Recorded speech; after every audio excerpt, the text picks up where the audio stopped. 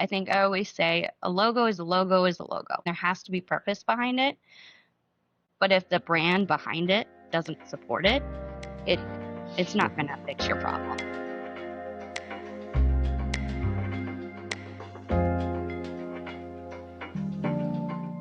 Hi, everybody. Welcome to the Find Your Hooked podcast. I'm Lee Heike, the owner here at Hooked Promotions and your host for the podcast today. This is episode 2 of a 12-part series where we're talking about marketing from A to Z. So we're going from the very beginning to the very end and looking at the future. Whether you're a beginner marketer, a business owner, or an experienced marketer, we think everybody can glean a little something from our shared 14 years of experience here at Hooked Promotions. That said, today we're going to be talking about branding. Branding is like one of the most exciting parts. It's like the big reveal. People finally get to see the baby, right? In some ways. And so one of the people on our teams who facilitates that every day for our clients is Jessica Whaley, our production manager. Welcome, Jess. Hi, everybody. Happy to be here. Thanks for having me, Lee. So I lead production here at Hooked. That means I shepherd projects or herd cats, as I like to say, from kickoff all the way through to delivery.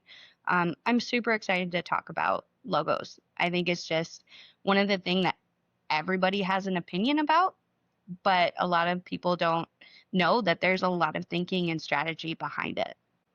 Well, there can be, and we're going to explore all the options here.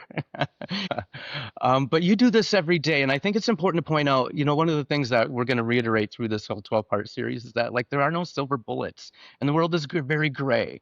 And so what's right for you might not be right for somebody else. And I think this is really kind of highlights one of those situations. I think when you start with a lot of prospects and clients, they come from all different kind of standpoints when they get here. It's not just like new businesses who started and now I want to design a logo for the first time.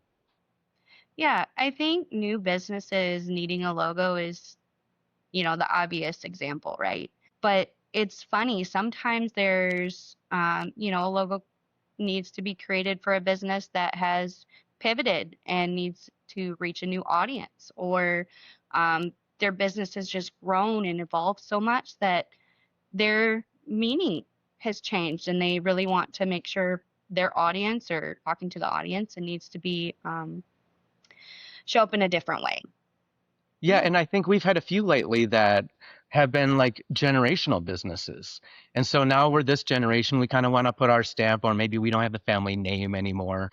And the other thing I think that we've done a lot of too is, fundraising campaigns or, a division of an organization. So they want it to align with some current branding they already have. So I think it can take really many forms. Um, Not everybody has an in-house marketing team that can just crank this stuff out for them. So sometimes they look at us and sometimes they, and we've all been there and we've done this like, well, I have a nephew who has a friend who does this and he's in high school and the kid's a whiz. And so I'm going to have him do this for me. But let's talk about that because, I mean, there's a couple different routes people can take here. Do you want to kind of shed some light on maybe some of the differences between them? Yeah, for sure. When I look at it, a new designer can do great work. Yeah. Somebody who just graduated, or you have a family member who has some really great skill. I think it's just important for businesses or people to understand that that is an option always. But it just depends on what's at stake. Is it temporary? Is it, something that needs to be tested a little bit? But I think the important thing is if it's going to have long-term business impact, there needs to be some strategy and real world thinking about it behind the scenes. Where's your logo going to live? Does it need to work on a website? Does it need to also be able to be scaled all the way up to a billboard or a sign that somebody sees across a hockey rink? Those are Or you're just going to be wearing it on your clothing every day and have embroidery. more like reproduction is a big deal. Yeah.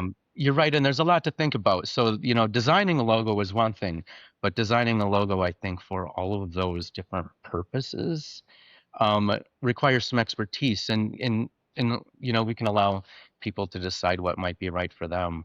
But I would say that I've done some research on this, and that's one of the things that we do is a lot of research. Mm. I think at the beginning, it's not just designing a logo. I think a lot of it is getting to know their audience, getting to know them as an organization and what their mission is. And we'll get to this one in a minute because I want to ask you about some of the questions you asked them to kind of get wheels turning here. But I think one of the things that you do in our process that I think is really kind of cool is you do a collection of like what's out there in your industry. Like, and we kind of look at it and we go, wow, there's a lot of blue. Everyone's blue. Everyone has a tree, whatever. And so it helps us kind of, I think, it informs the design. Yeah, it really does. It's because you want to be able to be set apart, right? You want to be able to be recognized and show up in the competitive landscape, but you don't want to be so weird, so out there, you know? Yeah, like, yeah, you want to stand out, but you don't want to be a freak. Yeah, yeah, Or maybe if that's your MO and you want to be the freak of the industry, then yeah, like that's your thing. yeah, So yeah, I think you're really right. I did a little bit of research on this and I found out that there are some really famous logos that we all know, that really like didn't cost a lot. And then there's ones that have cost like tons. And so, we'll start with this one. The Nike logo was designed in 1971 for $35. that's insane. I mean, in 1971, what's the going Well, rate even if it there? were a couple hundred, I uh, mean, yeah, yeah. I think one of the things that, you kind of mentioned too, that there's can be an evolution too of logos, and like Nike's one of them. yeah. Now it's just the swoosh. And it used to be the swoosh was small, now the swoosh is big. And so there are trends that they follow along with that too. I think that's it brings up just a really good point.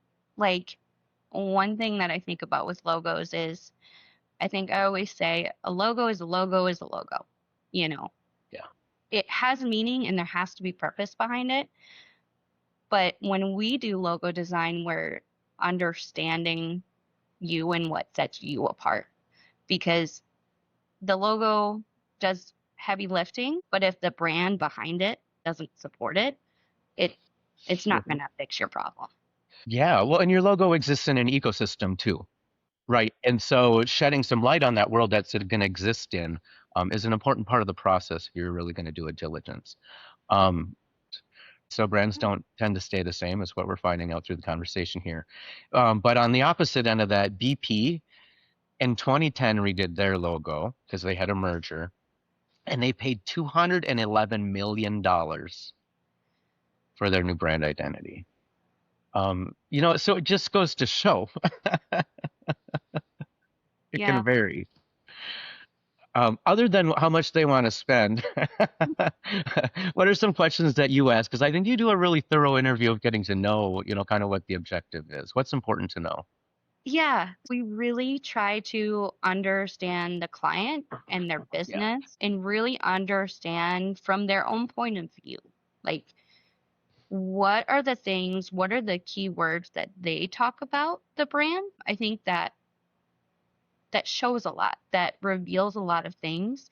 When you're working in a business, you're so close to it, like these things inherently, but sometimes just having to talk through that and an outside party coming, we can pick those things out and hone in on them. So we ask questions like, why do people choose you? What do you think makes you different? But then we also ask, what do people say after they've experienced you? And there's a lot of really gold nuggets in there that, Mhm. we always take back and we're just like, this stood out or this stood out. And there's just a lot of, And usually it's one or two things they say. I hear this every single mm, time, how easy it was, or how whatever. And then you're like, well, if you're already that to your audience, and that's what differentiates you and provides that next level of whatever they need in that doesn't exist in the market, then like cling to that. That, like you said, that's a gold nugget. yeah. And I mean, I really truly believe, a good logo design, it starts with good questions. It starts with that understanding. Yeah, I would agree. I think too, one of the things that we've written a blog on the past is, yes, you want it to be about you and your mission and your organization, right? Because you want it to be an image that reflects who you are. Yeah. But it's also being received by an audience. and it needs to be the solution or what that audience is seeking. So I think we ask just as many questions about who is your audience and what are they looking for? Like what's important to them? And it might be, oh, the process is always so complex, or gosh, they really don't understand cars or accounting or whatever it is that I do. So that's a barrier for me. So, making it easy suddenly, really becomes important, even though it might be really simple. Yeah, for sure. I mean, it makes me think about, sometimes the insurance industry, it feels stuffy. It can feel stuffy, but there's ways that maybe a brand wants to just be more human and really showcase the human side of it because Hmm. there's so much relationship in that. Um, and I think that speaks to overall. Like if you're looking for insurance or you need to engage with an insurance company, usually something bad has happened, right? Something like you're in a crisis mode, so you need that calm presence to guide you through and take care of your family or your things or whatever it may be. So, yeah. Yeah, and you can visually communicate that through your logo in a number of different ways that we'll get to in our next section here, because I want to move on to like during the design process. Like, what does that look like? What happens? How long does it take? And also, and wherever you want to start is fine. How many people should be at the table? Because we've run the gamut from like one person, easy peasy, to like we have a committee of 10. Yes. Well, since you ask about people, I'll start there and then kind of go through who do you need because it always our process always starts with a kickoff meeting, which is where we discover all of these things. We're asking a lot of questions. It's really quick and easy. I Yeah. mean, generally our clients, you know all of these things and there's no pressure. It's just a conversation. But it's really important to have the key people there because everybody has an opinion, but it's really important that they don't all carry the same weight. They don't know the context of what where your business has been or what the vision is for the future or what the purpose is for this logo.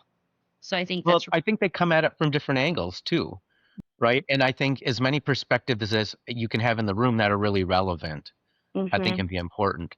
I think where it maybe gets sloppy is where there's just ancillaries, just like, yep, we can interview 100 people, right? But it's knowing, and typically that's not an issue because I think people know when they see it, yeah. they know. Or if it's tweaked, and there's usually some like pretty strong consensus um, amongst the group, even though they might express different motivations or priorities. Yeah, and those opinions and those viewpoints are very important as long as we filter it through the strategy, you know, which brings me back to our process. We start by asking a lot of questions. Why are we, you know, why are we starting this? Why do you need this logo or why are you doing this brand? Then asking more about, okay, uh, who is it for? What do people say? Um, and stuff like that. So it's really discovery. We listen for repeated words, stories, emotional attachments, goals. And then from there, we take it back as a team and we collaborate. This is not it's not a just show. I do a lot of the organization, but it really is about that collaboration. So we take all that feedback and there's a lot of stuff that goes on behind the scenes. We do our research and then we build some themes for, what stories make sense for this logo. Whether it's, maybe it's legacy. Maybe that was a key theme that came about in the kickoff. Maybe there's a real need. This company is really good at simplifying things, and we need to explore that. Um, Once we have some of those, then we go in and we just research the industry.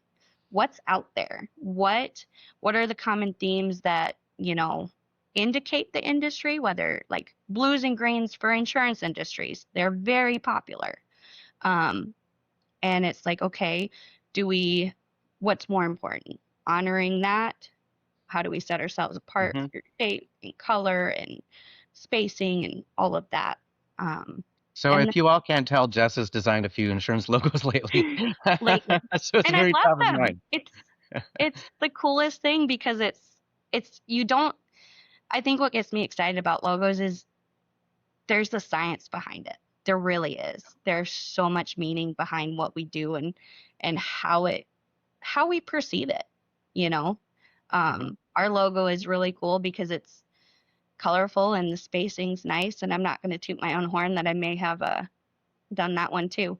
But again, it's a team effort. I mean, we went through iterations. We But back did. on track, Yeah. our process is actually really simple. I talk a lot about the behind the scenes stuff because it interests me, but it really, we discover, we research, and then we come up with 3 to 4 really solid lane stories. And we collaborate with the client, like, okay, what story fits? What is the most impactful?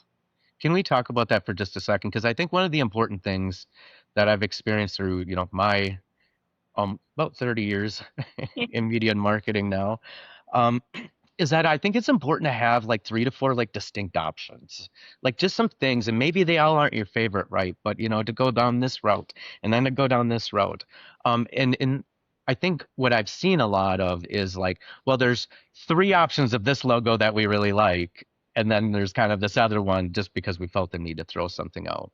And they all might not be your favorite, but we've had a lot of times where somebody goes, gosh, I've never thought of like that kind of style or being, and it just really makes sense.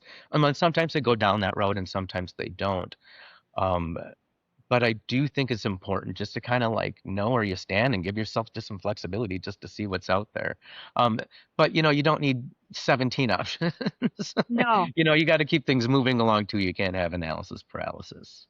exactly. And that's where I think the all of it's filtered through that strategy, through Yeah. that initial conversation, what's most important, and then really narrowing it down. Um, but yeah, so we start with, 3 to 4 options, and they're very distinct based on the things that we heard, and then we refine from there. Maybe you like the story it tells, but there needs to be a little different spacing, or the color is not quite right. I had Mhm. one client where we were working through it and it was very much blues and greens and all of that. And I'm like, what about a purple? And once the client saw the purple, it was mind blown. They had never Yeah. thought about that, but just visually seeing it was like, yeah, it represented something there. It was unique to them. And it was, Yeah, we've also gotten, months down the road, and somebody says, well, what I really liked was that one from 4 months ago, but I didn't like the color. And you're like, are you kidding me? We could change the color at any time, but they don't work at this every day. They don't know that. And yeah, so that's important to know is that, you can be flexible and I think to trust the designers. There's so many times you're sitting in front of the screen, you know it when you see it. I say this to my team all the time. Like if my idea doesn't hash out and it's like, ugh, it's not what we thought it was going to be, which happens all the time. You just have to start getting stuff done and throwing stuff at the wall. It can, yeah. So, don't be afraid to kind of, consider some options. What are some things that they might want to consider, like, because it's the digital age, like, usage wise, like, what are some things that they might want to keep in mind for the design? Because I know sometimes, like, designs can be way too intricate. So when they're yeah. small, like, you can't see the details. Yes, that is something that is super important in today's world. We live on our phones, we live on the internet, as well as you need to be able to see it, in person and live and able to be blown up big. But it's really important to think about all of the places it shows up. Um, Social media icons, like your little profile picture on your Google My Business, the little favicon that sits on the tab in your Hmm. web browser, all of those things. So the logo itself is never just one logo. It's a library of options that are all connected and go together. From the little icon to the full horizontal, horizontal, I go stacked logo, because they're going to live on presentations and on the internet, and they need to be recognized all the way through. Yeah, absolutely. And that is a thing to point out is that it has to fit in that little circle up there in the web browser nowadays. So it's like, in order to be recognizable, sometimes in those instances, simpler is better. But we've done instances too where we have a version of their logo that's simplified for those purposes, so that can be plugged in. So it goes along with their logo package and fits in with everything. Yeah. Um, some stats I found that are just kind of fun. Um, we talked, I don't think this is really anybody surprised, but do you know what the most common colors for logos are? I would say this is probably the US. Yeah. I want to say blue, Yeah, blue and red. blue and red.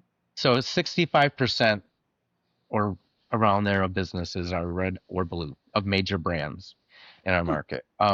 73% of them use sans serif fonts. So just a little information about color and fonts. We'll touch on those real quick.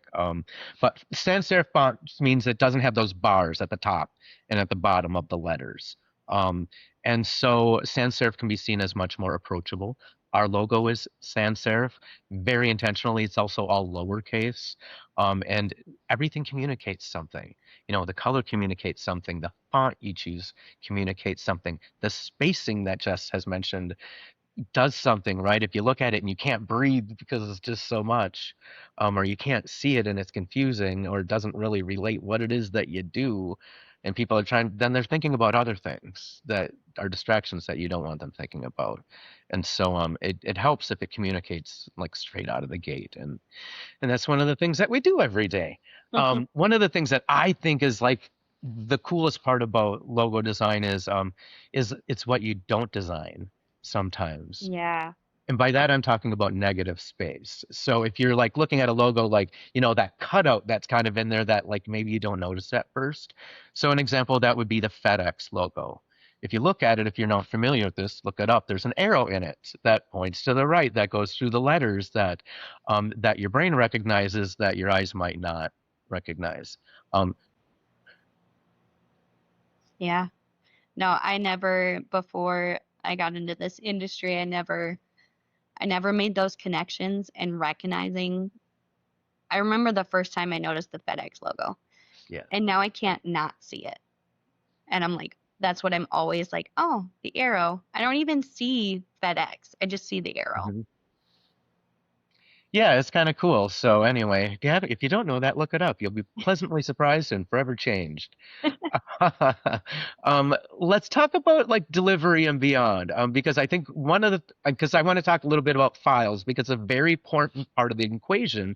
But I think maybe one of the number one questions that we get from clients, whether or not they're designing a logo or not, because we use their logo in their marketing, is we can't find our logo file, or this is all we have. Talk Ye- about that. It's very common and it happens. You know, you you have a logo design and it lives in somebody's inbox or it's been saved multiple times over and over and it just degrades like a JPEG file. It gets pixelated and it just doesn't quite look right. And I think that also follows in line with when we talk about the different stacks, the different types of logos, whether it's the small little icon, the full stack. There's also the fact that you need multiple file types. There's been plenty of times where I'm asked, like, I need a vector file. And what the heck is that? Uh, Funny story. It's just a file that doesn't get pixelated. It can be really small, really big, and those file formats are EPS and SVG. If you get nothing else, EPS, SVG, that's what is universally like your printer needs, your embroiderer needs. Those are the things that will make them happy. Yeah, But yeah. it's the original file. It's the master Hmm. file. So if they want to go in and, like if they have to like make your logo all black because it's being printed in black and white somewhere, they just go in and they touch it in the computer program and make it black. Yep. Uh, Other file types, which I know you'll touch on here in a moment, don't do that as easily. No. Or like you said, they're a copy of a copy of a copy of a copy. And like we know, and on this earth, it degrades each Yeah. generation a little bit. Yes, it does. So a PNG, a JPEG, those are going to be your most common ones that you use on your printed material, on your website, on graphics, but an appropriately sized one. Um, And there's a difference between them. yeah, PNGs don't have a background, so it's literally just your logo. And it makes it really easy to throw it in a presentation with, a different colored background. Mhm. Um, but that brings me to you need a full color version. You need a light, a dark, horizontal, stacked. Um, it seems like a lot, but your designer, whoever does it, should deliver them in the appropriate folders, appropriately like web size, print, anything that you would need. Where do you store them once you have them? Not in somebody's email inbox. You get them, store them, Google Drive, OneDrive. It needs to live somewhere that everybody has access to, and they know that's where it's Mhm. at. Yeah. One of the things that we can talk about, I think, related to color and reproduction and storage here in file types is using color gradients. Our logo has had a color gradient in the past in what we did, and that can be hard produced with like threads and things, right? Like sometimes, and some things are easier than others. So we had a version where it's just like green and then teal, the circles were, and so it's one of the things that we corrected when Jess did our logo redesign a few years ago. Um, but you can easily do a solid version or request a solid version from your designer if that's helpful. Um, but Jess said if you have that mothership file, then the rest of your needs will be fine. But Hmm. I like to store mine on the cloud, to be honest. And where like multiple people who are important to me, like in our organization, have access to it. Um, and we all like know what those file types are, so we don't like throw out the master file by accident. I mean, our team knows what the file types are because we work in them every day. But I think that's a very real thing in any organization, is they just get tossed over time. Or, well, we had a blurry version, so we had an intern trace over it and do like a better clear version again, but that was a few years ago, and now there are several copies of that, and so that's Hmm. been degraded as well. And so these things happen, though. I think they're really normal. Is there anything that we missed that's important to point out, Jess, before we part ways here? No, the biggest thing is, a good logo should look good. It should mean something and it should work hard for the business. But really, there's so many options out there. So one of the most exciting things that we do, because it's like I love being in the room and the anticipation of like the logos are presented and you see it on their face, and then some designs you don't see it on their face, right? But but that it's tells all in you, this but it's all in the spirit of communication, and like I said, a good logo communicates before you even take a next step. It comforts somebody, it directs them to you, it says you're the solution for them. And in an ideal world, it can also represent you extremely well at the same time. It doesn't have to be one or the other. So anyway, if you have questions, reach out to us. Our team, we're always available, and we love talking about it even more. Thanks for joining us, Jess. It was fun to have you here. Next week, Jess and Sarah are going to be joining me, and we're going to be talking about website design in episode 3 here. So feel free to like or comment or subscribe, and we'll see you soon.